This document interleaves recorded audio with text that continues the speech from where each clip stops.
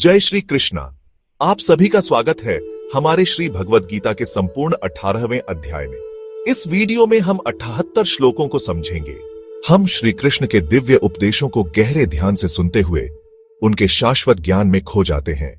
इस अध्याय में श्री कृष्ण ने जो अद्भुत और गहन बातें अर्जुन से कही, वह हमें जीवन के सही मार्ग पर चलने की प्रेरणा देती है। तो चलिए शुरू करते हैं। आइए इस अध्याय के श्लोकों को समझते हुए अपने जीवन को परम सत्य के साथ जोड़ने की दिशा में कदम बढ़ाते हैं। श्री भगवद गीता अध्याय 18 श्लोक 1। अर्जुन उवाच संन्यासस्य महाबाहो तत्त्वमिच्छामि वेदितुम त्यागस्य च हृषिकेश पृथक् केशिनिषूदन। अर्जुन ने भगवान श्री कृष्ण से कहा, हे महाबाहो, मुझे संन्यास और त्याग के तात्विक अर्थ को समझने की इच्छा है। आप ऋषिकेश परम शुद्ध हैं, कृपया इन दोनों का भेद मुझे समझाएं। यह श्लोक अर्जुन के द्वारा पूछा गया एक महत्वपूर्ण प्रश्न है, जिसमें वह संन्यास और त्याग के बीच के अंतर को जानने की इच्छा व्यक्त करते हैं। वह श्री कृष्ण से मार्गदर्शन चाहते हैं ताकि वह जीवन के इस गूढ़ पहलू को समझ सके।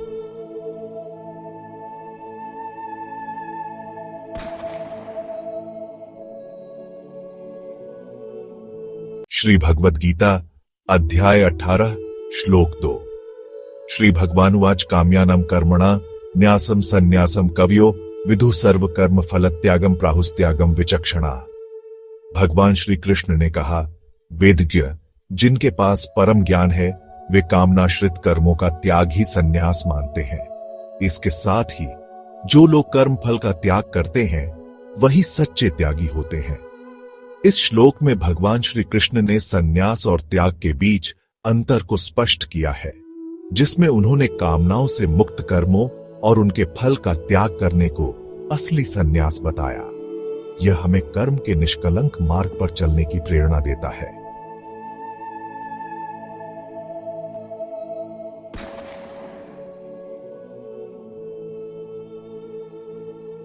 श्री भगवद गीता अध्याय 18 श्लोक 3। त्याज्यम दोषवदित्य के कर्म प्राहुर्मणिषिण यज्ञ दानतपः कर्म न त्याज्यमिति चापरे। कुछ ज्ञानी लोग कहते हैं कि कर्मों को जो दोषों से भरे हों त्याग देना चाहिए, जबकि अन्य कहते हैं कि यज्ञ, दान और तप जैसे कर्मों का त्याग नहीं करना चाहिए, क्योंकि ये कर्म शुद्ध और पुण्यदायक होते हैं। यह श्लोक जीवन के कर्मों की प्रकृति और उनके प्रभाव के बारे में दर्शाता है। एक ओर यह हमें कर्मों में दोष की पहचान करने की बात करता है, जबकि दूसरी ओर यह हमें पुण्यकारी कर्मों जैसे यज्ञ, दान और तप के महत्व को समझाता है, जिन्हें हमें नहीं त्यागना चाहिए।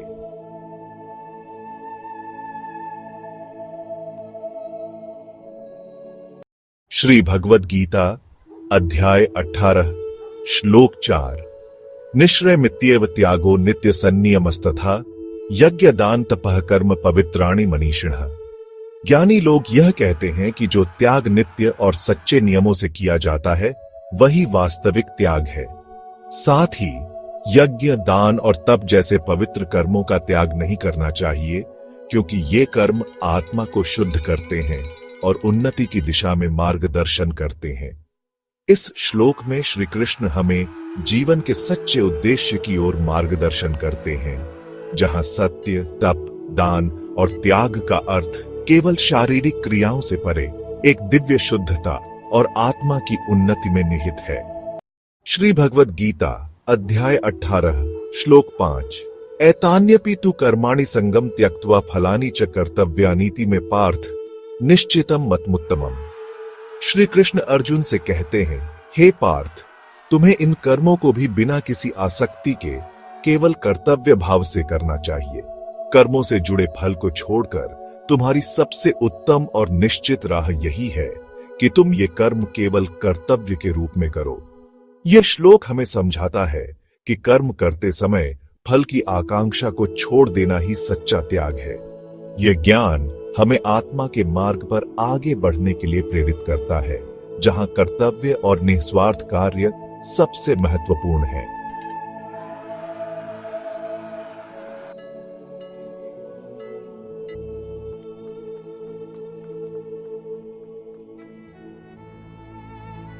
श्री भगवद गीता अध्याय 18 श्लोक 6 न हि देहभृता शक्य त्यक्तु कर्माण्य शेषतः यस्तु कर्म फल त्यागी सत्यागीत्यभिधीयते।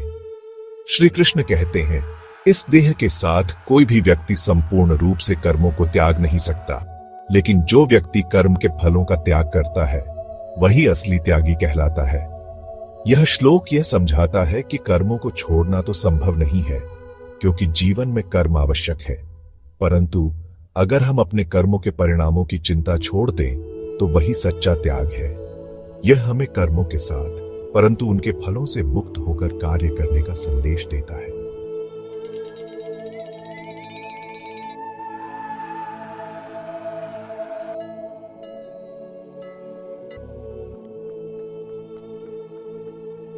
श्री भगवद गीता अध्याय 18 श्लोक 7 दुःखमित्येव यत्कर्म काय क्लेश भयात् त्यजेत् सकृत्वा राजसं त्यागम नैव त्यागफलम लभेत।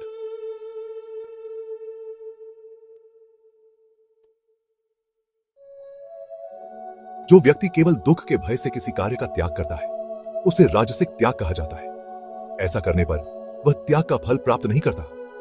इस श्लोक में भगवान श्री कृष्ण यह स्पष्ट करते हैं कि कार्यों को त्यागने का सही कारण न होना, विशेषकर केवल दुख या कष्ट के भय से, उसे राजसिक रजोगुण से युक्त त्याग की श्रेणी में डालता है। ऐसे व्यक्ति को इस त्याग का वास्तविक फल नहीं मिलता। यहाँ यह संदेश दिया गया है कि हमें अपने कर्तव्यों से भागना नहीं चाहिए, बल्कि उन्हें निस्वार्थ भाव से और धैर्य के साथ निभाना चाहिए। राजसिक त्याग से वास्तविक शांति या मोक्ष की प्राप्ति नहीं होती। श्री भगवद गीता अध्याय 18 श्लोक 8 कार्यमित्येव यत्कर्म नियतम क्रियते अर्जुन असंगम त्यक्त्वा फलम चैव स त्यागः सात्विको मतः। जो कार्य नियत रूप से किया जाता है और जो व्यक्ति उसमें आसक्ति और फल का त्याग करता है वह त्याग सात्विक गुण से युक्त माना जाता है। इस श्लोक में भगवान श्री कृष्ण अर्जुन से कहते हैं कि जो व्यक्ति अपने कर्तव्यों को निस्वार्थ भाव से बिना किसी आसक्ति और फल की आकांक्षा के निभाता है उसका त्याग सात्विक है। ऐसा व्यक्ति अपने कार्यों को धर्म के अनुसार और समाज के लाभ के लिए करता है। इस प्रकार का त्याग सबसे श्रेष्ठ होता है, क्योंकि इसमें न केवल कार्य की पूर्ति होती है बल्कि आत्मा की शांति और संतोष भी मिलता है। सात्विक त्याग के फलस्वरूप व्यक्ति ब्रह्म से एकात्मता प्राप्त कर सकता है। श्री भगवद गीता अध्याय 18 श्लोक 9 न द्वेष्ट कुशलम कर्म कुशले नानुषज्जते आत्यागी सत्व समाविष्टो मेधावी छिन्न संशय।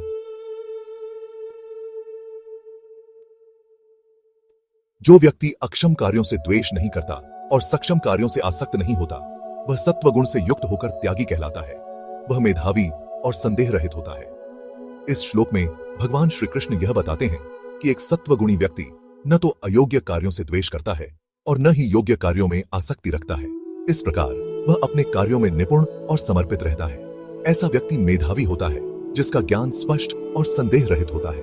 वह अपने कर्तव्यों का निर्वहन करते समय संतुलित और स्थिर रहता है और यही सच्चे त्याग का संकेत है। श्री भगवद गीता अध्याय 18 श्लोक 10 न हि देहभृता शक्यम त्यक्तुं कर्माण्य शेषतः यस्तु कर्म फलत्यागी सत्यागीत्यभिधीयते। क्योंकि शरीर धारण करने वाले व्यक्ति के लिए सभी कर्मों को पूरी तरह से छोड़ना संभव नहीं है। जो व्यक्ति कर्मों के फल का त्याग करता है वह त्यागी कहलाता है। इस श्लोक में भगवान श्री कृष्ण यह बताते हैं कि मनुष्य के लिए अपने कर्तव्यों को पूरी तरह से छोड़ देना संभव नहीं है, क्योंकि हर व्यक्ति को अपने शरीर और जीवन के लिए कर्म करना आवश्यक होता है। हालांकि जो व्यक्ति अपने कर्मों के परिणामों से मुक्त रहता है वह सच्चा त्यागी कहलाता है। इस श्लोक का मुख्य उद्देश्य यह है कि हमें अपने कार्यों को निस्वार्थता से करना चाहिए और उनके फल के प्रति आसक्त नहीं होना चाहिए। ऐसा करना ही सच्चा त्याग है जो हमें आध्यात्मिक उन्नति की ओर ले जाता है। श्री भगवद गीता अध्याय 18 श्लोक 11 न हि कश्चित् क्षणमपि जातु तिष्ठत्य कर्म कृत कार्यते ह्यवश कर्म सर्वः प्रकृति जैर्गुणैः। निश्चित रूप से कोई भी क्षण भर भी कर्म किए बिना नहीं रह सकता। सभी व्यक्ति प्रकृति के गुणों द्वारा बाध्य होकर कर्म करते हैं। इस श्लोक में भगवान श्री कृष्ण यह बताते हैं कि कोई भी व्यक्ति क्षण भर के लिए भी कर्म किए बिना नहीं रह सकता। जीवन में कर्म करना स्वाभाविक है और इसे रोकना संभव नहीं है। सभी मनुष्य अपनी स्वाभाविक प्रवृत्तियों और गुणों के अनुसार कर्म करते हैं। इसलिए हमें अपने कर्मों को समझदारी से करना चाहिए और उनके फल को स्वीकार करना चाहिए। यह श्लोक हमें यह सिखाता है कि कर्म करना जीवन का अनिवार्य हिस्सा है और हमें इसे सही ढंग से करना चाहिए। श्री भगवद गीता अध्याय 18 श्लोक 12 शरीरस्थोपि देहे यस्त्यागी सर्व कर्माणाम फलम त्यक्त्वा यतते। जो व्यक्ति शरीर में रहते हुए भी सभी कर्मों के फलों को त्याग कर कार्य करता है उसे सच्चा त्यागी माना जाता है। वह सभी कर्मों के बंधन से मुक्त हो जाता है और मुक्ति की ओर अग्रसर होता है। भगवान श्री कृष्ण इस श्लोक में बता रहे हैं कि एक सच्चा त्यागी वह होता है जो सभी कर्मों के परिणामों से विरक्त होकर कार्य करता है। वह व्यक्ति केवल अपने कर्तव्यों को निभाता है बिना किसी फल की इच्छा के। ऐसा त्यागी सभी बंधनों से मुक्त होकर मुक्ति की प्राप्ति की ओर अग्रसर होता है। श्री भगवद गीता अध्याय 18 श्लोक 13 पंचैतानि महाबाहो कारणानि निबोध में सांख्य कृतांते प्रोक्तानि सिद्धे सर्वकर्मणाम तैस। हे महाबाहु अर्जुन, मुझसे इन 5 कारणों को समझो जो कर्मों की सिद्धि के लिए बताए गए हैं। ये कारण सांख्य दर्शन में भी बताए गए हैं। भगवान श्री कृष्ण अर्जुन को समझाते हैं कि सभी कर्मों की सिद्धि के लिए 5 कारण महत्वपूर्ण हैं, जिन्हें सांख्य दर्शन के अंत में बताया गया है। इन 5 कारणों को समझना आवश्यक है ताकि व्यक्ति सही ढंग से कर्म करे और उसकी सफलता सुनिश्चित हो सके। श्री भगवद गीता अध्याय 18 श्लोक 14 अधिष्ठानम तथा कर्ता करणम च पृथक विधम विविधाश्च पृथक चेष्टा दैवम चैवात्र पंचमम। कर्म के 5 कारण होते हैं: स्थान, अधिष्ठान, कर्ता, विभिन्न इंद्रियां, कर्ण, विभिन्न प्रकार के प्रयत्न, चेष्टा और परमात्मा दैव जो 5वां कारण है। भगवान श्री कृष्ण इस श्लोक में कर्म के 5 महत्वपूर्ण घटकों को समझाते हैं। किसी भी कार्य की सफलता के लिए स्थान, कर्ता, इंद्रियां, प्रयत्न और परमात्मा का सहयोग आवश्यक है। ये 5 कारण कर्मों की सिद्धि में अहम भूमिका निभाते हैं। श्री भगवद गीता अध्याय 18 श्लोक 15 शरीरवान मनोभिर्यत कर्म प्रारभते नरः न्यायम व विपरीतम व पंचैते तस्य हेतवः। मनुष्य जो भी कर्म शरीर, वाणी या मन से आरंभ करता है, चाहे वह न्यायपूर्ण हो या विपरीत, इन 5 कारणों से ही संपन्न होता है। भगवान श्री कृष्ण इस श्लोक में बताते हैं कि प्रत्येक कर्म जो मनुष्य शरीर, वाणी और मन से करता है, चाहे वह सही हो या गलत, 5 मुख्य कारणों के माध्यम से होता है। ये 5 कारण हर कार्य की सफलता या असफलता में महत्वपूर्ण भूमिका निभाते हैं।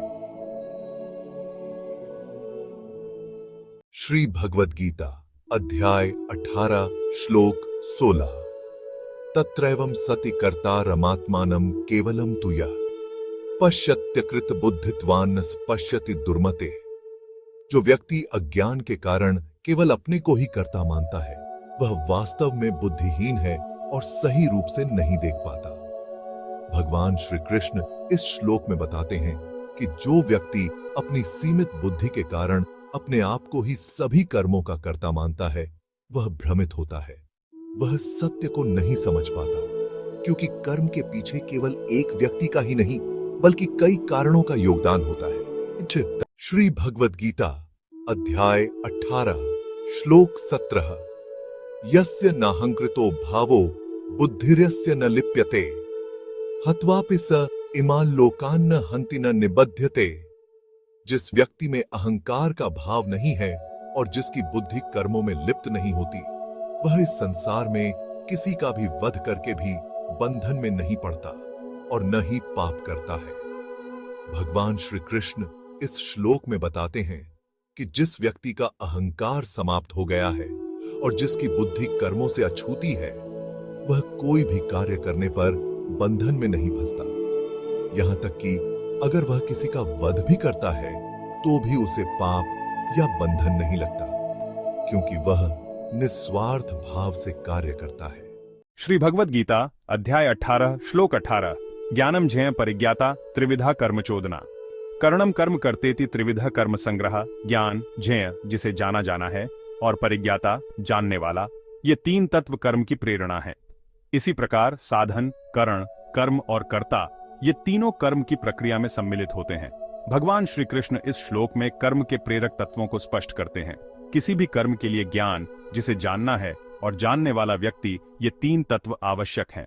इसी तरह कर्म के लिए साधन, कर्म और कर्म करने वाला, ये तीन आवश्यक घटक हैं जो मिलकर कर्म की संपूर्ण प्रक्रिया बनाते हैं। श्री भगवद गीता अध्याय 18 श्लोक 19 ज्ञानम कर्म च कर्ता च त्रिधैव गुण भेदता प्रोच्यते गुण संख्याने यथावच्छृणु तान्यपि।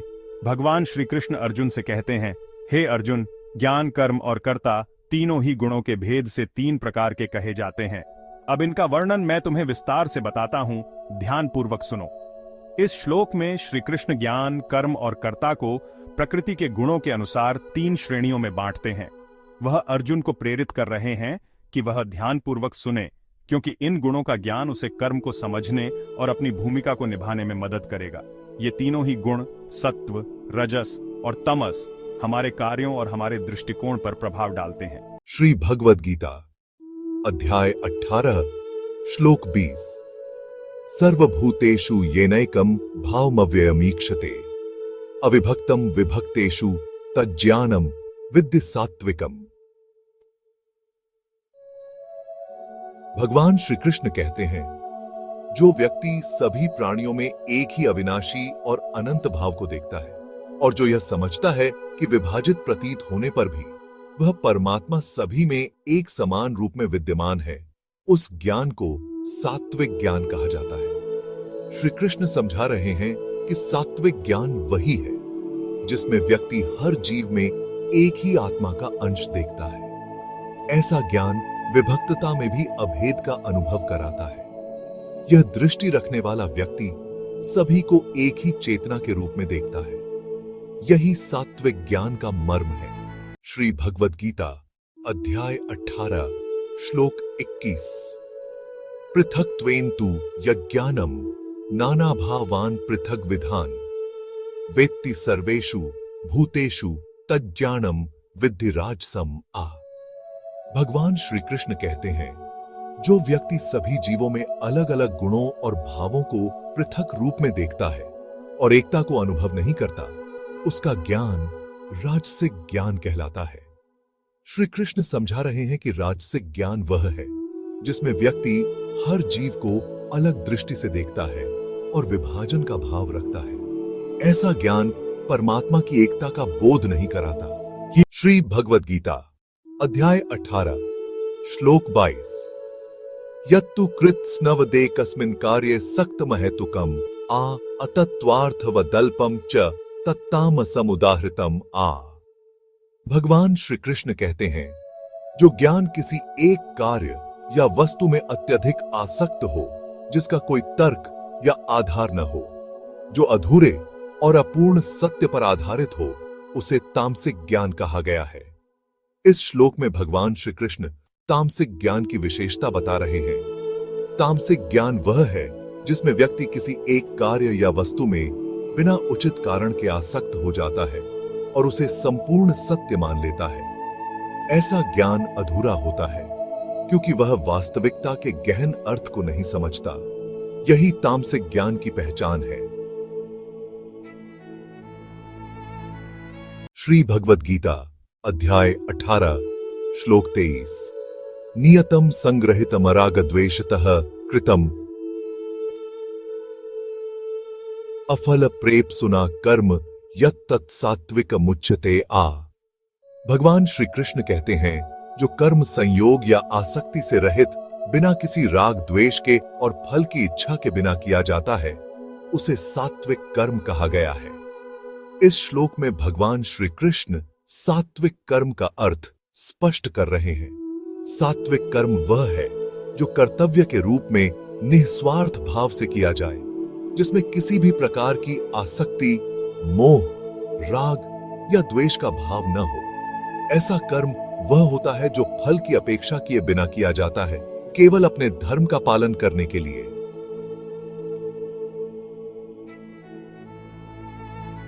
श्री भगवद गीता अध्याय 18 श्लोक 24 यत्तु कामेप्सुना कर्म साहंकारेण व पुनः क्रियते बहुलायासम तद्राजसमुदाहृतम। जो कर्म किसी फल की इच्छा से या फिर अहंकार के वश में किया जाता है, और जिसमें अत्यधिक प्रयास की आवश्यकता होती है, उसे राजसिक कर्म कहा गया है। इस श्लोक में भगवान श्री कृष्ण राजसिक कर्म की प्रकृति का वर्णन कर रहे हैं। राजसिक कर्म वह होता है जो किसी फल की प्राप्ति की कामना से या अहंकार से प्रेरित होकर किया जाता है। इस तरह के कर्म में अत्यधिक परिश्रम और प्रयास की आवश्यकता होती है, लेकिन इसके पीछे की भावना स्वार्थी या दिखावे की होती है। ऐसे कर्म मनुष्य को स्थायी शांति और संतोष नहीं दे पाते, क्योंकि इनमें निरंतर सफलता की कामना और अहंकार का भाव छिपा रहता है। श्री भगवद गीता अध्याय 18 श्लोक 25 अनुबंधम क्षयम हिंसा मनपेक्ष्य च पौरुषम मोहादार्भ्यते कर्म यत्तत्ताम समुच्यते। जो कर्म बिना परिणामों के बारे में सोचे, बिना किसी नैतिक विचार के और केवल मोह के प्रभाव में किया जाता है, उसे तामसिक कर्म कहा गया है। इस श्लोक में भगवान श्री कृष्ण तामसिक कर्म की प्रकृति का वर्णन करते हैं। तामसिक कर्म वह होता है जो अज्ञान और मोह से प्रेरित होकर किया जाता है। इसमें कर्म के परिणामों या उसके प्रभावों जैसे नुकसान, हिंसा या किसी को हानि पहुंचाने के बारे में सोचा नहीं जाता। यह बिना किसी नैतिक जिम्मेदारी या प्रयत्न की भावना के साथ शुरू होता है। इस प्रकार के कर्म न तो व्यक्तिगत विकास के लिए होते हैं और न ही समाज के लिए उपयोगी। यह कर्म व्यक्ति को और गहरे अज्ञान और असंतोष में ले जाते हैं। श्री भगवद गीता अध्याय 18 श्लोक 26 मुक्त संगो नहंवादी धृत्युत्साहस मन्वितः सिद्ध सिद्ध्योर निर्विकारः कर्ता सात्विक उच्यते। जो व्यक्ति आसक्ति से मुक्त हो, अहंकार से रहित हो, धैर्य और उत्साह से युक्त हो और सफलता या असफलता में समान भाव रखे, उसे सात्विक कर्ता कहा गया है। इस श्लोक में भगवान श्री कृष्ण सात्विक कर्ता की विशेषताओं का वर्णन करते हैं। सात्विक कर्ता वह है जो अपने कर्तव्यों का पालन बिना किसी आसक्ति और अहंकार के करता है। वह धैर्य और उत्साह से भरपूर होता है और सफलता या असफलता में समान भाव रखता है। ऐसे व्यक्ति के लिए कर्म केवल एक धर्म है, न कि लाभ पाने का साधन। सात्विक कर्ता की यह विशेषता उसे जीवन में स्थिरता, शांति और संतोष प्रदान करती है। श्री भगवद गीता अध्याय 18 श्लोक 27 रागी कर्म फल प्रेप सुरलुब्धो हिंसात्मको शुचे हर्ष शोकान्वितः कर्ता राजसः परिकीर्तितः। जो व्यक्ति कर्म के फल की लालसा रखता है, जो लोभी, हिंसक, अशुद्ध और हर्ष व शोक से प्रभावित होता है, उसे राजसिक कर्ता कहा गया है। इस श्लोक में भगवान श्री कृष्ण राजसिक कर्ता की विशेषताओं का वर्णन करते हैं। राजसिक कर्ता वह है जो अपने कर्मों के परिणामों को लेकर आसक्त रहता है और फल की कामना करता है। उसमें लालच और हिंसा की प्रवृत्ति होती है और उसकी सोच अशुद्ध होती है। वह हर्ष और शोक जैसी भावनाओं से अत्यधिक प्रभावित रहता है, जिससे उसकी स्थिरता प्रभावित होती है। ऐसे व्यक्ति का मन हमेशा अस्थिर और अशांत रहता है, क्योंकि वह केवल अपने व्यक्तिगत लाभ पर ध्यान केंद्रित करता है। श्री भगवद गीता अध्याय 18 श्लोक 28 अयुक्तः प्राकृतः स्तब्धः शठो नष्कृतिकोलस विषादी दीर्घ सूत्री च कर्ता तामस उच्यते। जो व्यक्ति अशिष्ट, जड़ बुद्धि वाला, अड़ियल, कपटी, दुष्ट, आलसी, हमेशा उदास और कार्य को बार बार टालने वाला होता है, उसे तामसिक कर्ता कहा गया है। इस श्लोक में भगवान श्री कृष्ण तामसिक कर्ता के लक्षण बताते हैं। तामसिक कर्ता वह है जो जीवन में अनुशासन का पालन नहीं करता, जिसकी सोच स्थिर और हट्ठी होती है, स्वार्थ से प्रेरित, दूसरों को धोखा देने वाला होता है, आलस्य से भरा और हमेशा नकारात्मकता में डूबा रहता है, हर काम को टालने की आदत रखता है। यह स्वभाव जीवन में उन्नति और आध्यात्मिक प्रगति में बाधा डालता है। इस प्रकार का व्यवहार हमें आत्मनिरीक्षण करने और बेहतर बनने की प्रेरणा देता है।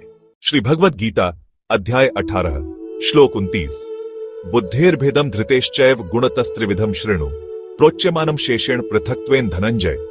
हे धनंजय, अब मैं तुम्हें बुद्धि और धैर्य के प्रकारों का वर्णन करूंगा, जो 3 गुणों सत्व, रजस और तमस के आधार पर विभाजित हैं। इसे ध्यान से सुनो। इस श्लोक में श्री कृष्ण अर्जुन को 3 प्रकार की बुद्धि और धैर्य के बारे में बताते हैं।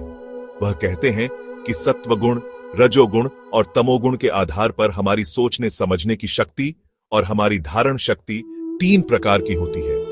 इन गुणों के प्रभाव से हमारे निर्णय लेने की क्षमता और जीवन जीने का तरीका निर्धारित होता है।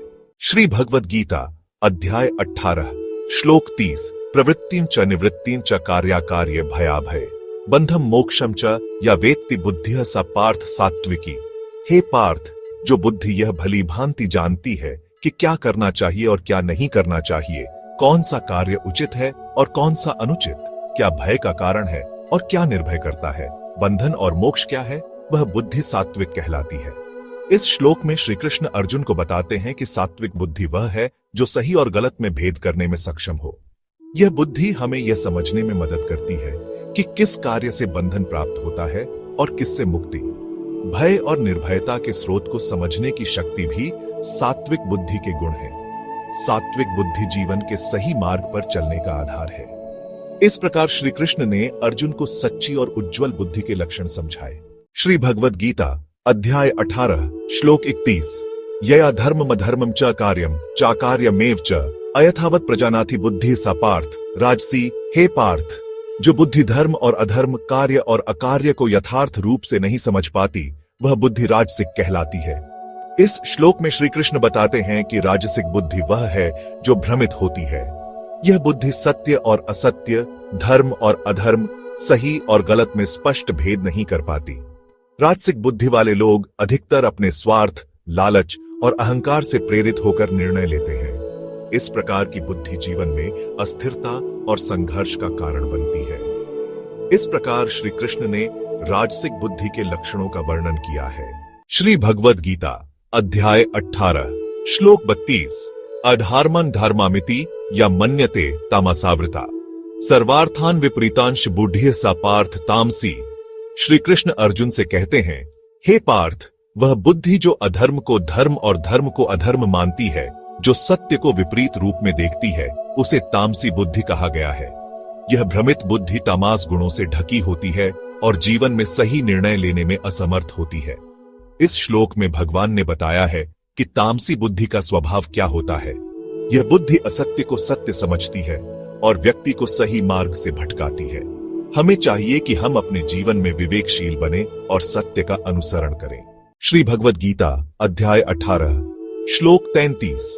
धृत्या यया धार्यते मनः प्राणेन्द्रिय क्रिया योगेनाव्यभिचारिण्या धृति सा पार्थ सात्विकी। श्री कृष्ण अर्जुन से कहते हैं, हे पार्थ, वह धृति, धैर्य जो मन, प्राण और इंद्रियों की क्रियाओं को संयमित करती है और योग के माध्यम से विचलित हुए बिना धारण करती है, उसे सात्विक धृति कहा जाता है। इस श्लोक में भगवान ने सात्विक धृति का गुण बताया है। यह धृति मन और इंद्रियों को नियंत्रित करके व्यक्ति को स्थिर और शांत बनाती है। ऐसे लोग अपने कर्तव्यों का पालन दृढ़ निष्ठा और आत्मसंयम के साथ करते हैं। श्री भगवद गीता अध्याय 18 श्लोक 34। यया तु धर्मा कामार्थान धृत्या धारयते अर्जुन प्रसंगेन फलाकांक्षी धृति सा पार्थ राजसी। श्री कृष्ण अर्जुन से कहते हैं, हे अर्जुन, वह धृति, धैर्य जो धर्म, काम और अर्थ के कार्यों को निभाने के लिए दृढ़ता दिखाती है लेकिन फल की इच्छा से जुड़ी होती है, उसे राजसी धृति कहा जाता है। इस श्लोक में भगवान ने राजसी धृति का वर्णन किया है। ऐसे व्यक्ति अपनी धारणाओं और प्रयासों में स्थिर रहते हैं लेकिन उनका उद्देश्य अपने कर्मों से सुख, लाभ और इच्छित फल प्राप्त करना होता है।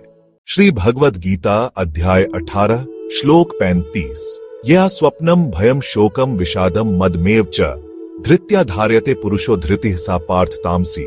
श्री कृष्ण अर्जुन से कहते हैं, हे पार्थ, वह धृति, धैर्य जिससे कोई व्यक्ति केवल स्वप्न, भय, शोक, विषाद और अहंकार को थामे रखता है, उसे तामसी धृति कहा जाता है। इस श्लोक में भगवान ने तामसी धृति का वर्णन किया है। ऐसे व्यक्ति मानसिक और भावनात्मक रूप से अपने नकारात्मक विचारों, दुखों और अहंकार से बंधे रहते हैं। उनकी धैर्य शक्ति उन्हें सत्य और आत्म कल्याण की दिशा में प्रेरित नहीं करती। श्री भगवद गीता अध्याय 18 श्लोक 36। सुखम त्विदानीयम त्रिविधम श्रेणु में भरतर्षभ अभ्यासाद्रमते यत्र दुःखांतम च निगच्छति। श्री कृष्ण अर्जुन से कहते हैं, हे भरत श्रेष्ठ, अब मैं तुम्हें सुख के 3 प्रकारों के बारे में बताता हूं। वह सुख जो अभ्यास के द्वारा मनुष्य को प्रिय हो जाता है और जो अंततः समस्त दुखों को समाप्त कर देता है, वह श्रेष्ठ सुख कहलाता है। इस श्लोक में भगवान ने जीवन में सुख के प्रकारों की चर्चा की है। ऐसे सुख का महत्व बताया गया है जो आत्म अनुशासन और नियमित अभ्यास से प्राप्त होता है और अंततः सभी कष्टों का नाश कर देता है। श्री भगवद गीता अध्याय 18 श्लोक 37 यत्तदग्रे विष्णु परिणामे मृतोपमम् तत्सुखम सात्विकम प्रोक्तमात्म बुद्धि प्रसादजम। श्री कृष्ण कहते हैं, जो सुख प्रारंभ में विष के समान कष्टकारी प्रतीत होता है, लेकिन अंत में अमृत के समान आनंद देने वाला होता है, और जो आत्मा एवं बुद्धि की शुद्धि से उत्पन्न होता है, उसे सात्विक सुख कहा गया है। इस श्लोक में भगवान ने सात्विक सुख की विशेषता बताई है। यह सुख संयम, अनुशासन और सही मार्ग पर चलने से प्राप्त होता है। शुरुआत में यह कठिन लगता है, लेकिन अंततः यह जीवन को शांति और प्रसन्नता से भर देता है। श्री भगवद गीता अध्याय 18 श्लोक 38 विषयेंद्रिय संयोगाद्यत्तदग्रे मृतोपमम् परिणामे विषमिव तत्सुखम राजसम स्मृतम। श्री कृष्ण कहते हैं, जो सुख विषयों और इंद्रियों के संयोग से प्राप्त होता है, जो प्रारंभ में अमृत के समान प्रतीत होता है, लेकिन परिणाम में विष के समान कष्टकारी बन जाता है, वह राजसी सुख कहलाता है।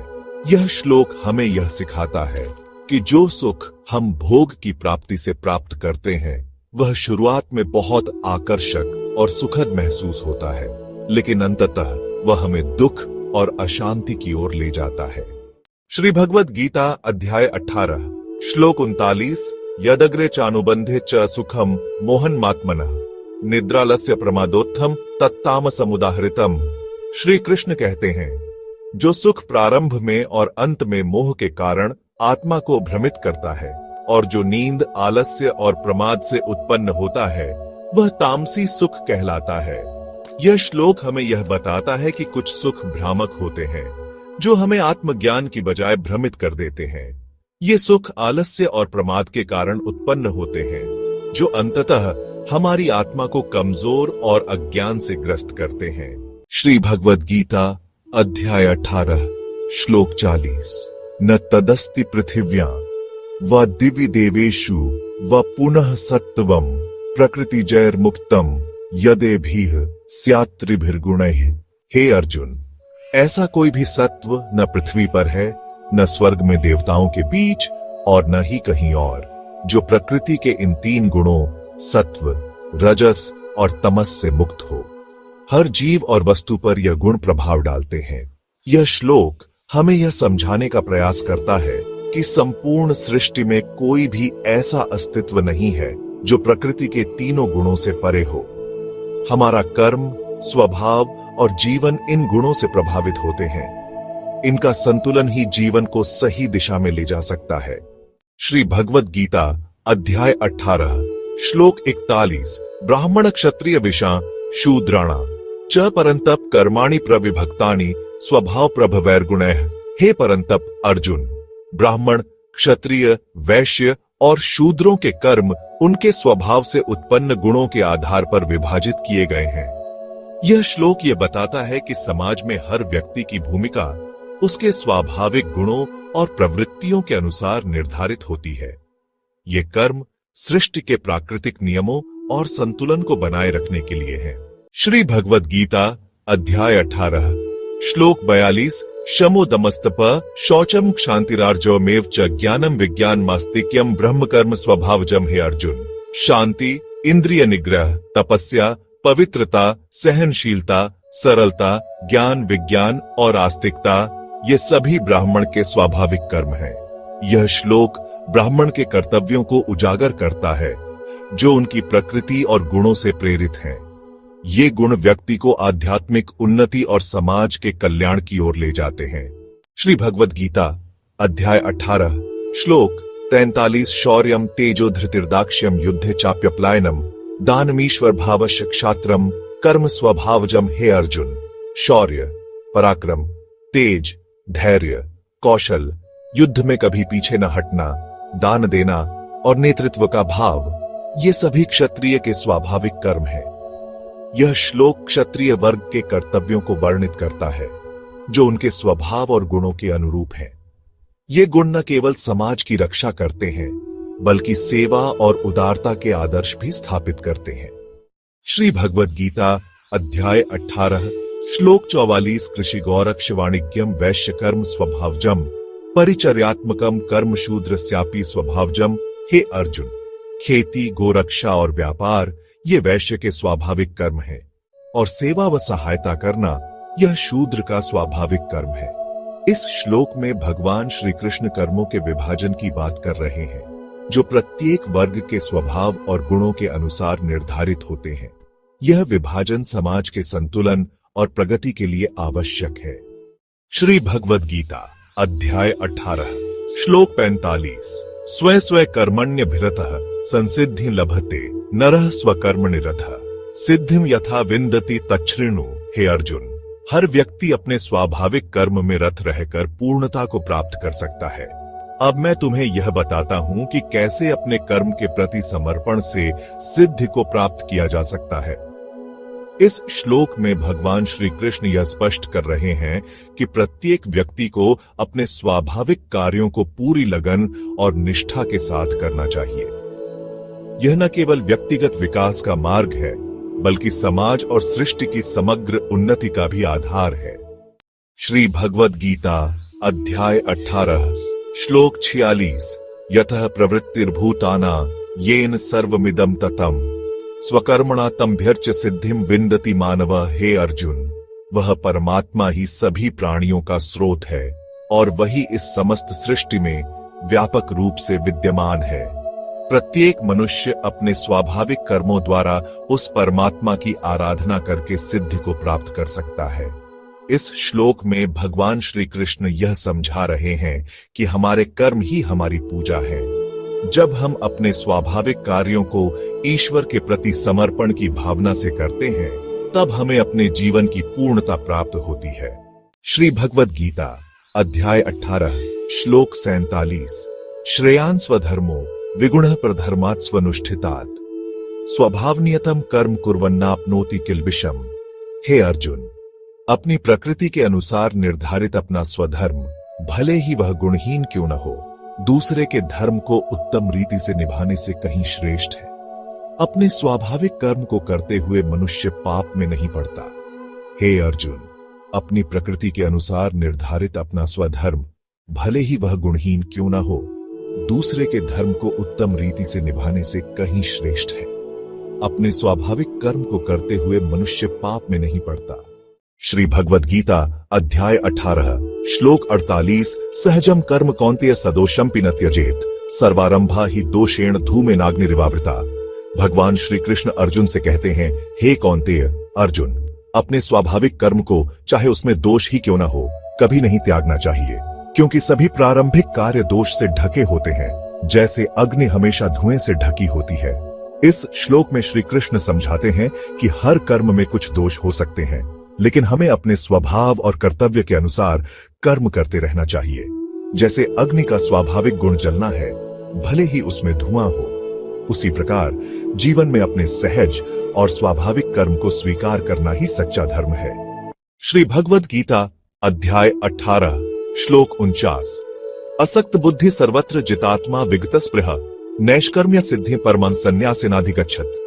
भगवान श्री कृष्ण कहते हैं, जो व्यक्ति हर स्थान पर आसक्ति से मुक्त है, जिसने अपने मन और इंद्रियों को वश में कर लिया है और जिसकी कोई इच्छाएं नहीं है, वह संन्यास के माध्यम से परम नैष्कर्म्य सिद्धि, कर्म से मुक्त होने की पूर्णता प्राप्त करता है। इस श्लोक में श्री कृष्ण समझाते हैं कि वैराग्य और आत्म संयम के माध्यम से व्यक्ति अपने कर्मों से उत्पन्न बंधनों से मुक्त होकर नैष्कर्म्य की स्थिति तक पहुंच सकता है। इसका अर्थ है ऐसी अवस्था जिसमें कर्म करते हुए भी व्यक्ति निष्प्रभावी और स्वतंत्र रहता है। यह अवस्था आत्मज्ञान और संन्यास द्वारा प्राप्त होती है। श्री भगवद गीता अध्याय 18 श्लोक 50। सिद्धि प्राप्तो यथा ब्रह्म तथा आपनोति निबोध में समासेनैव कौन्तेय निष्ठा ज्ञानस्य या परा। भगवान श्री कृष्ण कहते हैं, हे कौन्तेय, अर्जुन, अब मेरी बात सुनो। जिस प्रकार सिद्धि प्राप्त करने वाला व्यक्ति ब्रह्म को प्राप्त करता है, मैं तुम्हें संक्षेप में उस ज्ञान की परम निष्ठा के बारे में बताता हूं। इस श्लोक में श्री कृष्ण अर्जुन से कहते हैं कि आत्म साक्षात्कार की सिद्धि को प्राप्त करने के बाद ब्रह्म को कैसे पाया जा सकता है, इसे वह संक्षेप में समझाने जा रहे हैं। यह ज्ञान का चरम उद्देश्य और उसकी अंतिम स्थिति को दर्शाता है। श्री भगवद गीता अध्याय 18 श्लोक 51 बुद्ध्या विशुद्धया युक्तो धृत्यात्मानं नियम्य च शब्दादीन विषयांस त्यक्त्वा राग द्वेषो व्युदस्य च शुद्ध बुद्धि से युक्त होकर और धैर्य पूर्वक आत्मा को नियंत्रित करके शब्द आदि इंद्रियों के विषयों का त्याग करते हुए तथा राग और द्वेष को हटाकर जीवन जीने वाला व्यक्ति सच्चे आत्मज्ञान के मार्ग पर अग्रसर होता है। इस श्लोक में श्री कृष्ण अर्जुन को बताते हैं कि आत्म साक्षात्कार के लिए व्यक्ति को अपनी बुद्धि को शुद्ध करना चाहिए, आत्म नियंत्रण रखना चाहिए और इंद्रियों के विषयों से मुक्ति प्राप्त करनी चाहिए। राग, आसक्ति और द्वेष, घृणा को त्याग कर ही आत्मा की पूर्ण शांति प्राप्त होती है। श्री भगवद गीता अध्याय 18 श्लोक 52 विविक्त सेवी लघ्वाशी यथवाक कायमानस ध्यान योग परो नित्यम वैराग्यम समुपाश्रितः।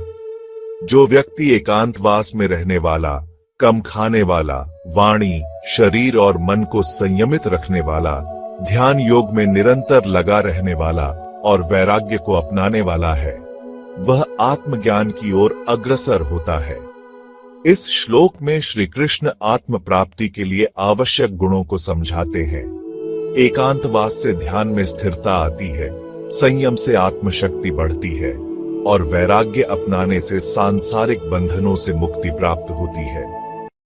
श्री भगवद गीता अध्याय 18 श्लोक 53 अहंकारम बलम दर्पम कामम क्रोधम परिग्रहम विमुच्य निर्ममः शांतो ब्रह्म भूयाय कल्पते।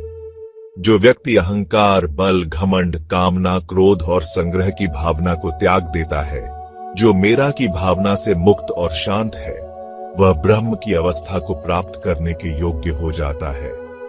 इस श्लोक में भगवान श्री कृष्ण बताते हैं कि ब्रह्म भाव को प्राप्त करने के लिए मनुष्य को अपने भीतर के दोषों को छोड़कर शांति और निर्ममता को अपनाना आवश्यक है।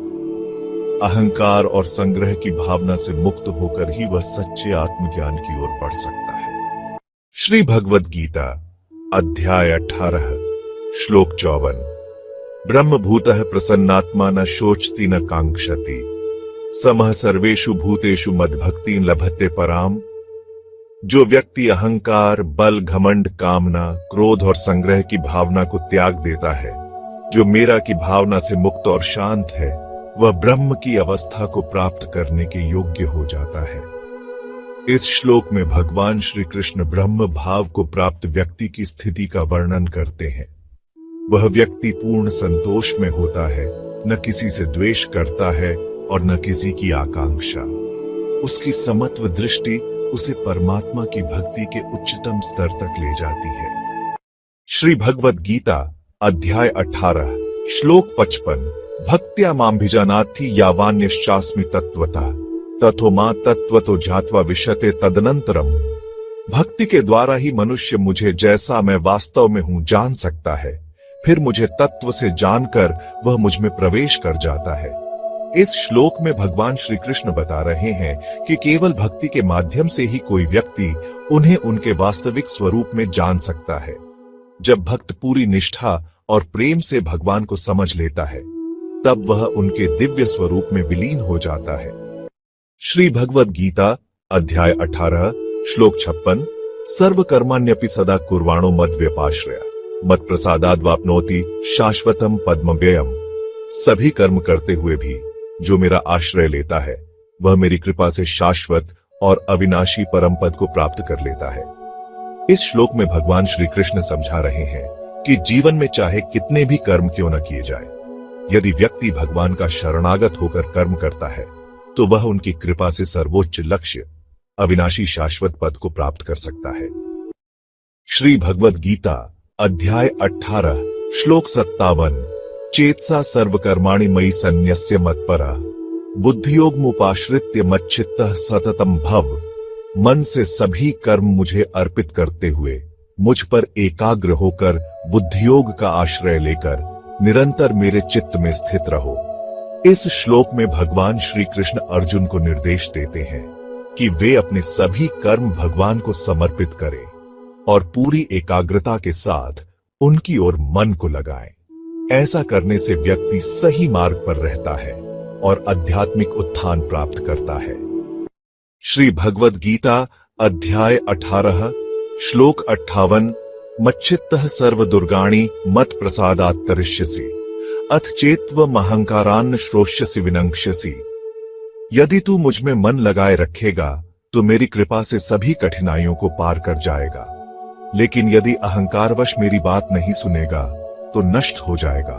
भगवान श्री कृष्ण अर्जुन को यह समझाते हैं कि यदि वह अपने चित्त को भगवान में लगाए रखता है और उनकी कृपा को स्वीकार करता है तो जीवन की सभी बाधाओं को पार कर लेगा, परंतु यदि अहंकार के कारण वह उनकी आज्ञा का पालन नहीं करता तो विनाश का सामना करना पड़ेगा। श्री भगवद गीता अध्याय 18 श्लोक 59 यदहंकारमाश्रित्य न योत्स्य इति मन्यसे मिथ्यैष व्यवसायस्थे प्रकृतिस्त्वान् योक्ष्यति। यदि तुम अहंकार के वश होकर सोचते हो कि युद्ध नहीं करोगे तो यह तुम्हारा भ्रम है। तुम्हारी स्वाभाविक प्रकृति तुम्हें अनिवार्य रूप से उस कर्म में लगा देगी। इस श्लोक में श्री कृष्ण समझाते हैं कि स्वाभाविक कर्तव्य से बचने का प्रयास अहंकार जनित भ्रम है। प्रकृति के अनुसार निर्धारित कर्तव्य से कोई नहीं बच सकता, चाहे स्वेच्छा से किया जाए या अनिच्छा से। प्रकृति प्रत्येक को उसके स्वभाव के अनुरूप कर्म करने के लिए प्रेरित करती है। श्री भगवद गीता अध्याय 18 श्लोक 60 स्वभावजेन कौन्तेय निबद्धः स्वेन कर्मणा कर्तु नेच्छसि यन्मोहात् करिष्यस्य वशोऽपि तत्। हे कौन्तेय अर्जुन, अपने स्वभाव से उत्पन्न कर्म में बंधा हुआ तुम जो कर्म मोहवश नहीं करना चाहते उसे भी अनिवार्य रूप से करने के लिए बाध्य हो जाओगे। श्री कृष्ण कहते हैं कि मनुष्य अपने स्वभाव से जुड़े कर्म से बंधा हुआ है। भले ही वह इसे करने से मना करे, लेकिन उसकी प्रकृति और जीवन के नियम उसे उस कर्म को करने के लिए मजबूर कर देंगे। यह ब्रह्मांड का अटल सत्य है। श्री भगवद गीता अध्याय 18 श्लोक 61 ईश्वरः सर्वभूतानां हृद्देशे अर्जुन तिष्ठति भ्राम्यण सर्वभूतानि यंत्रारूढ़ानि माया। हे अर्जुन, परमेश्वर सभी प्राणियों के हृदय में स्थित हैं और अपनी माया शक्ति से मानो किसी यंत्र पर आरूढ़ प्राणियों को घुमा रहे हैं। इस श्लोक में श्री कृष्ण कहते हैं कि भगवान हर प्राणी के हृदय में निवास करते हैं और अपनी दिव्य शक्ति से संसार के समस्त जीवों को उनके कर्मों के अनुसार संचालित करते हैं। यह ब्रह्मांडीय नियम के माध्यम से होता है, जैसे किसी यंत्र का संचालन। श्री भगवद गीता अध्याय 18 श्लोक 62 तमेव शरणम गच्छ सर्वभावेन भारत तत्प्रसादात् पराम शांति स्थानम प्राप्स्यसि शाश्वतम। हे भारत अर्जुन, उस परमेश्वर की ही शरण में जा, पूरी भावना से। उनकी कृपा से तू परम शांति और शाश्वत धाम को प्राप्त करेगा। श्री कृष्ण अर्जुन से कहते हैं कि समर्पण ही मोक्ष का मार्ग है। जब व्यक्ति अपने संपूर्ण हृदय से भगवान की शरण लेता है तो उनकी कृपा से जीवन की सारी समस्याओं का समाधान हो जाता है और परम शांति एवं अनंत स्थान की प्राप्ति होती है। श्री भगवद गीता अध्याय 18 श्लोक 63 इति ते ज्ञानमाख्यातम गुह्यात् गुह्यतरम मया विमृश्य तद्शेषेण यथेच्छसि तथा कुरु। हे अर्जुन, मैंने तुम्हें यह अत्यंत गोपनीय और पवित्र ज्ञान बताया है। अब तुम इसे भलीभांति विचार कर लो और फिर अपनी इच्छानुसार आचरण करो। यह श्लोक आत्मनिर्णय और स्वतंत्रता के महत्व को दर्शाता है। भगवान श्री कृष्ण अर्जुन को पूर्ण विवेक और आत्मचिंतन के साथ निर्णय लेने की प्रेरणा देते हैं। यह जीवन के हर निर्णय में आत्मविवेक और स्वतंत्रता की शक्ति का प्रतीक है। श्री भगवद गीता अध्याय 18 श्लोक 64 सर्वगुह्यतमं भूयः शृणु मे परमं वचः इष्टोसी में दृढ़मिति ततो वक्ष्यामि ते हितम्। हे अर्जुन, अब तुमसे पुनः मैं यह परम गुह्यतम वचन कहता हूं, क्योंकि तुम मेरे अत्यंत प्रिय हो, इसलिए तुम्हारे हित की बात मैं तुम्हें बताने जा रहा हूं। इस श्लोक में श्री कृष्ण की प्रेम और करुणा का अद्भुत रूप प्रकट होता है। यह ज्ञान उनके प्रिय अर्जुन के प्रति स्नेह और देखभाल का प्रतीक है। जब कोई अपने प्रिय के लिए हितकर मार्ग दिखाता है, वही प्रेम का सच्चा स्वरूप है। श्री भगवद गीता अध्याय 18 श्लोक 65 मन्मना भव मद्भक्तो मद्याजीमा नमस्कुरु मामे वैश्यसि सत्यते प्रतिजाने प्रियोसी में। हे अर्जुन, मेरा स्मरण करो, मेरे भक्त बनो, मेरी पूजा करो और मुझे प्रणाम करो। तुम निःसंदेह मेरे पास आओगे, यह सत्य है। मैं प्रतिज्ञा करता हूं क्योंकि तुम मेरे अत्यंत प्रिय हो। इस श्लोक में भगवान श्री कृष्ण का प्रेम और करुणा स्पष्ट रूप से झलकती है। वह अर्जुन को निश्चिंतता और प्रेम से अपने पास बुला रहे हैं। यह श्लोक भक्ति मार्ग का सार है, श्रद्धा, समर्पण और प्रेम। श्री भगवद गीता अध्याय 18 श्लोक 66। सर्वधर्मान् परित्यज्य मामेकं शरणं व्रज अहम त्वा सर्व पापेभ्यो मोक्षयिष्यामि मा शुचः। हे अर्जुन, सभी धर्मों को त्याग कर केवल मेरी शरण में आओ, मैं तुम्हें सभी पापों से मुक्त कर दूंगा, शोक मत करो। इस श्लोक में भगवान श्री कृष्ण आत्मसमर्पण का सर्वोच्च संदेश देते हैं। वह अर्जुन और समस्त मानवता को आश्वस्त करते हैं कि उनकी शरण में आने से समस्त पापों और बंधनों से मुक्ति संभव है। यह पूर्ण विश्वास, प्रेम और भक्ति का प्रतीक है। श्री भगवद गीता अध्याय 18 श्लोक 67। इदम ते न तपस्काय न भक्ताय कदाचन न चाशुश्रूषवे वाच्यं न च मां योऽभ्यसूयति। हे अर्जुन, यह रहस्यपूर्ण ज्ञान न तो तपस्विहीन व्यक्ति को बताया जाना चाहिए, न ही उसे जो भक्त नहीं है, न ही जो सेवा करने को इच्छुक नहीं है, और न ही उसे जो मुझसे द्वेष करता है। इस श्लोक में भगवान श्री कृष्ण स्पष्ट करते हैं कि गीता का यह परम रहस्य केवल उन्हीं को दिया जाना चाहिए जो श्रद्धालु, तपस्वी और समर्पित हैं। यह ज्ञान उन लोगों के लिए नहीं है जो भगवान या गुरु के प्रति अविश्वास या द्वेष रखते हैं। श्री भगवद गीता अध्याय 18 श्लोक 68। य इमं परमं गुह्यं मद्भक्तेष्वभिधास्यति भक्ति मयि परां कृत्वा मामे वैश्यत्य संशयः। जो कोई इस परम रहस्य को मेरे भक्तों को बताएगा, वह निःसंदेह मुझ में परम भक्ति प्राप्त करेगा और अंततः मुझ तक ही आएगा। इस श्लोक में भगवान श्री कृष्ण अर्जुन को बताते हैं कि गीता के इस परम ज्ञान का प्रसार करना स्वयं भक्ति का सबसे बड़ा कार्य है। जो इसे प्रेम पूर्वक दूसरों तक पहुंचाएगा, वह निश्चय ही भगवत प्राप्ति के सर्वोच्च मार्ग पर अग्रसर होगा। श्री भगवद गीता अध्याय 18 श्लोक 69। न च तस्मान् मनुष्येषु कश्चिन् मे प्रियकृत्तमः भविता न च मे तस्मादन्यः प्रियतरो भुवि। मनुष्यों में उससे बढ़कर मेरा प्रिय कोई नहीं है और न भविष्य में कभी कोई उससे प्रियतर होगा। इस श्लोक में भगवान श्री कृष्ण बताते हैं कि जो मनुष्य गीता के इस पवित्र ज्ञान का प्रचार करेगा, वह उनके लिए अत्यंत प्रिय होगा। धरती पर उससे अधिक प्रिय भक्त कोई नहीं है, न ही भविष्य में कोई ऐसा होगा। यह श्लोक भक्ति, सेवा और गुरु शिष्य परंपरा के महत्व को दर्शाता है। श्री भगवद गीता अध्याय 18 श्लोक 70। अध्येष्यते च य इमं धर्म्यं संवादमाव्यो ज्ञानयज्ञेन तेनाहमिष्ठ स्यामिति में मतिः। जो श्रद्धा और भक्ति के साथ हमारे इस धर्मयुक्त संवाद का अध्ययन करेगा, वह ज्ञान यज्ञ के द्वारा मेरी आराधना करेगा, ऐसा मेरा मत है। भगवान श्री कृष्ण इस श्लोक में अर्जुन को बताते हैं कि जो व्यक्ति गीता के इस पवित्र संवाद का अध्ययन करता है, वह एक प्रकार से ज्ञान यज्ञ करता है और भगवान स्वयं उससे प्रसन्न होते हैं। यह ज्ञान का अध्ययन न केवल आत्मा की शुद्धि करता है, बल्कि व्यक्ति को ईश्वर के करीब लाता है। श्री भगवद गीता अध्याय 18 श्लोक 71।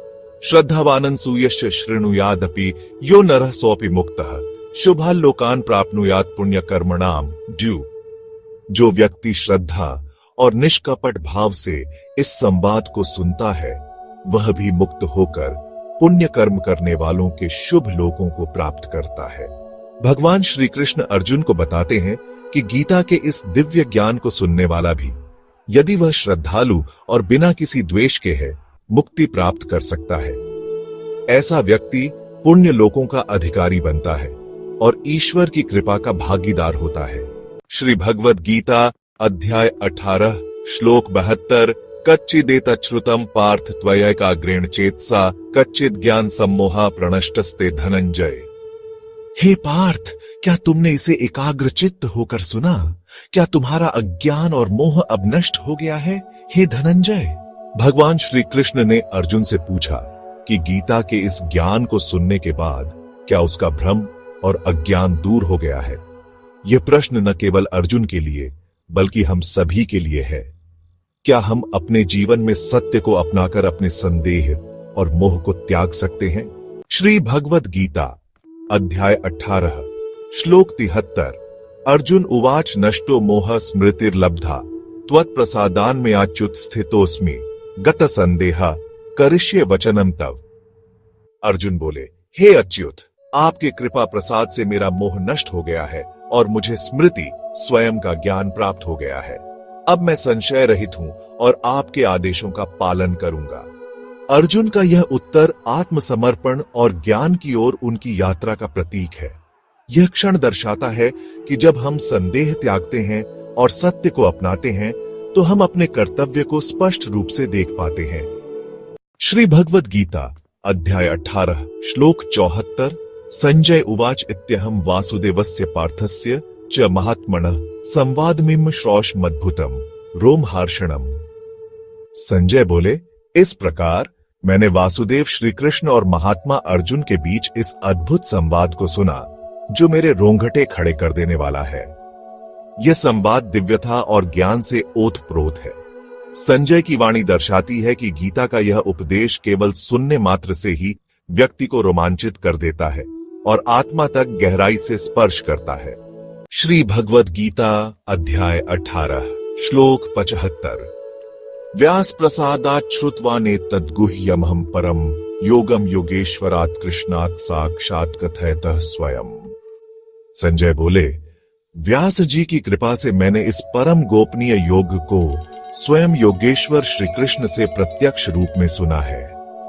यह श्लोक व्यास जी के आशीर्वाद की महिमा को दर्शाता है, जिसके कारण संजय ने इस अद्भुत रहस्य को सुना।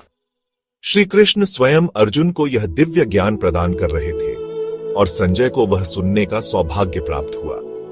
श्री भगवद गीता अध्याय 18 श्लोक 76 राजन संस्मृत्य संवाद में मद्भुतम केशवार्जुन्योः पुण्यम हृष्यामि च मुहुर्मुहु। संजय बोले, हे राजन, जब जब मैं भगवान श्री कृष्ण और अर्जुन के इस अद्भुत पवित्र संवाद को स्मरण करता हूं, तब तब मैं बार बार हर्ष से भर उठता हूं। यह श्लोक दर्शाता है कि भगवद गीता का संवाद न केवल ज्ञान का स्रोत है, बल्कि बार बार स्मरण करने पर भी आनंद और प्रेरणा प्रदान करता है। संजय का अनुभव हर उस साधक का अनुभव है जो गीता का पाठ करता है। श्री भगवद गीता अध्याय 18 श्लोक 77 तच्च संस्मृत्य रूप मत्यद्भुतम हरे विस्मयो में महान राजन हृष्यामि च पुनः पुनः।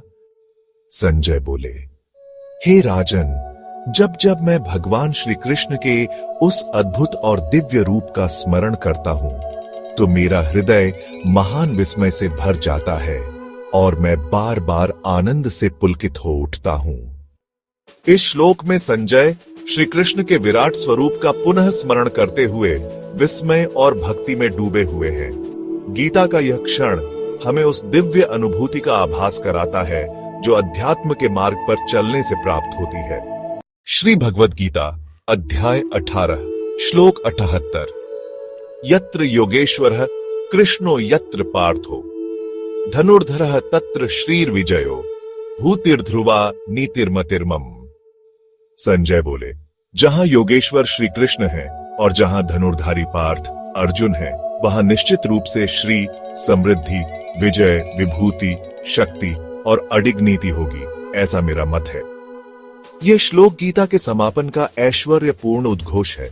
संजय धृतराष्ट्र से कहते हैं कि जहां धर्म है वहां भगवान श्री कृष्ण का वास है और जहां भगवान है वहां विजय निश्चित है। यह जीवन की अडिग सत्यता को दर्शाता है।